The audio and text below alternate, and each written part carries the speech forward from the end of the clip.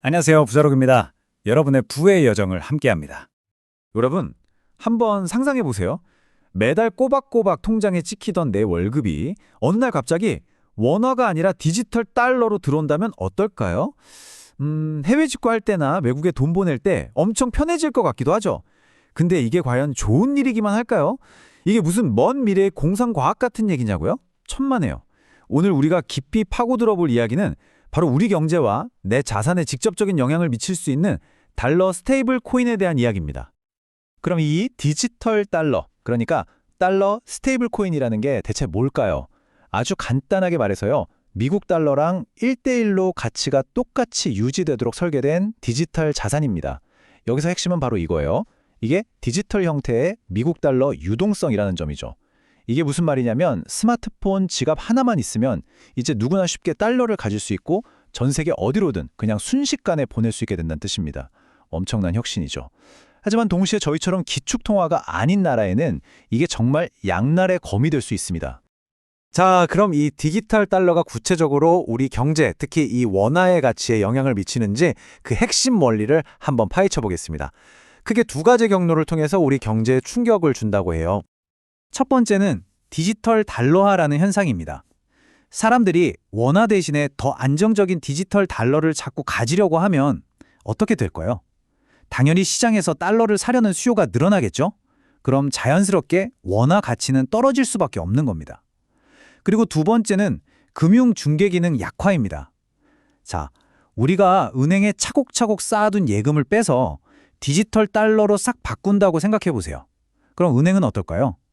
대출해줄 돈, 즉 재원이 마르는 거죠.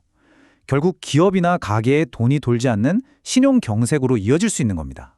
이 두 가지가 바로 우리 경제를 뿌리부터 흔들 수 있는 핵심적인 위협입니다. 자, 그럼 이 위협이 만약 현실이 된다면 과연 어떤 일이 벌어질까요? 한 연구기관에서 시뮬레이션을 해봤는데요. 스테이블 코인이 확산되는 3단계 시나리오를 한번 같이 보시죠. 지금 우리나라의 스테이블 코인 보유액은 전체 통화량, 그러니까 M2의 약 1.5% 정도로 아주 미미한 수준인데 바로 여기서부터 시나리오가 시작됩니다. 자, 먼저 1단계입니다. 아직은 초기 단계라고 볼 수 있죠. 스테이블 코인 비중이 전체 통화량의 2.5%까지 아주 살짝 증가하는 상황을 가정한 건데요. 이 정도면 어떤 변화가 있을까요? 사실 2단계에서는요, 일부 해외 송금을 자주 하시는 분들이나 새로운 기술에 빠른 얼리 어답터들, 이 정도만 쓰는 수준이라 경제 전체에 미치는 영향은 거의 없다고 보시면 됩니다. 원화 가치가 한 1에서 3% 정도 약세를 보일 수 있다고는 하는데 솔직히 우리가 피부로 체감하기는 어려운 수준이죠. 은행 시스템에도 거의 영향이 없고요. 그냥 이제 슬슬 감독을 강화해야 하는 거 아니야? 하는 목소리만 나오는 말 그대로 폭풍 전의 고요 같은 단계입니다. 하지만요, 2단계로 넘어가면 얘기가 완전히 달라집니다. 보시는 것처럼 비중이 7.1%까지 확 뛰어오르죠. 바로 이 시점이 본격적인 확산 국면, 그러니까 위험 구간의 시작이라고 할 수 있습니다. 이 그래프를 보시면 1단계에서 2단계로 넘어갈 때 그 비중이 얼마나 가파르게 치솟는지 보이시죠? 이젠 더 이상 일부의 이야기가 아닌 겁니다. 해외에서 일하는 프리랜서분들이 대금을 받거나 중소기업들이 수입 대금을 결제하는 식으로 우리 일상과 비즈니스에 아주 깊숙이 파고들기 시작하는 거죠. 그 결과는 꽤 심각합니다. 원화 가치가 최대 15%까지 떨어질 수 있고요. 은행 예금도 최대 8%까지 빠져나갈 수 있다고 해요. 이쯤 되면 한국은행이 직접 외환 시장에 개입해서 달러를 풀어야 할 수도 있고 정부도 강력한 규제라는 카드를 만지작거리게 될 겁니다. 우리 경제에 빨간불이 딱 켜지는 시점인 거죠. 그리고 마지막 3단계입니다. 이건 그냥 빨간불 수준이 아니에요. 아예 통화 시스템 자체가 위협받는 정말 극단적인 위기 시나리오입니다. 스테이블 코인 비중이 무려 21.3%를 차지하게 됩니다. 2단계 7.1%에서 3단계 21.3%. 거의 3배가 튀어오르는 건데 이건 정말 엄청난 겁니다.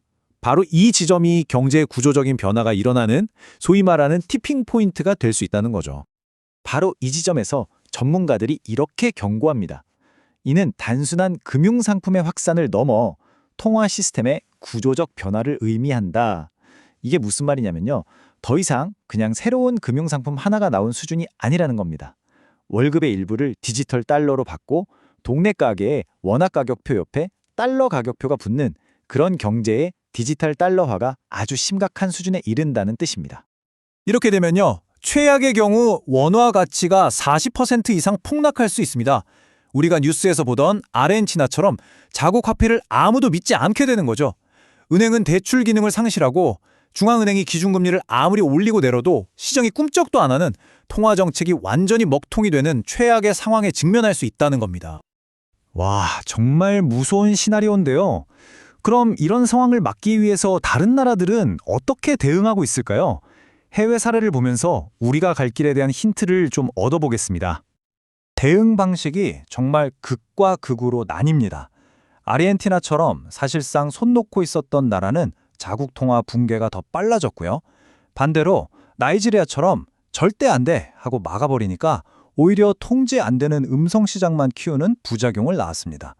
여기서 우리가 정말 주목해야 할 나라는 바로 싱가포르입니다. 싱가포르는 규제된 수용이라는 아주 스마트한 전략을 썼어요. 무작정 막지도 그렇다고 내버려두지도 않고 딱 정해진 규제 틀 안으로 끌어들여서 금융 혁신과 안정성, 이 두 마리 토끼를 다 잡은 거죠. 자, 그럼 이제 거시적인 얘기는 잠시 접어두고요. 우리 개인과 기업, 바로 나는 이 거대한 변화의 물결 속에서 어떻게 살아남아야 할지 아주 실질적인 생존 가이드를 알려드리겠습니다. 만약 디지털 달러를 이용하시게 된다면 이 세 가지는 정말 반드시 체크하셔야 합니다. 첫째, 발행사를 믿을 수 있는지 꼭 확인하세요. 우리가 당신 돈만큼 달러를 진짜 갖고 있어요 라는 증거, 즉 준비금 감사를 투명하게 공개하는지 따져봐야 합니다. 둘째, 환 리스크를 제대로 알아야 합니다. 편리함만 보다가 원화 가치가 떨어졌을 때 내 자산이 순식간에 녹아내릴 수 있다는 위험, 이걸 꼭 인지하셔야 해요. 마지막으로 셋째, 법률과 세금 문제입니다. 특히 기업의 경우에는 세금이나 회계 처리를 어떻게 해야 하는지 꼼꼼하게 확인해야 나중에 문제가 없습니다. 자, 이제 결론입니다. 이 디지털 달러라는 건요, 분명 우리 경제에 엄청난 기회가 될 수도 있지만 동시에 통제 불가능한 위기가 될 수도 있는 그야말로 갈림길에 선 문제라고 할 수 있습니다. 이 슬라이드가 모든 걸 보여주죠. 왼쪽의 기회를 보세요.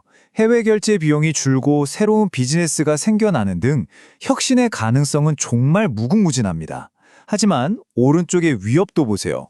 원화 가치가 하락하고 금융 시스템 전체가 흔들릴 수 있는, 그야말로 국가 경제의 뿌리가 흔들릴 수 있는 리스크가 도사리고 있습니다.